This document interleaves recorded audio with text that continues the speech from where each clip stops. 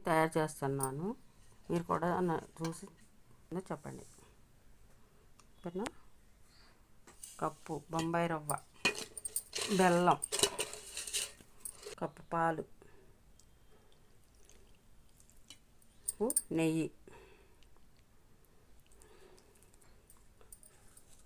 చిటికెడు ఉప్పు, baking soda ఒక చిటికెడు. ఒక 10 నిమిషాలు నానబెట్టుకోవాలి. కేకుల బాక్స్ ఇలా పోసుకోవాలి. దీన్ని సిమ్లో పెట్టి ఉడకబెట్టాలి. ఇదే మా కేకులది ఇసుకతో తయారు చేసుకుంటున్నాం. బెల్లము, బొంబాయి రవ్వ, పాలు, నెయ్యితో కేక్ తయారు చేశాను. మీరు కూడా చేసుకొని తిని చూసి చెప్పండి ఎలా ఉందో.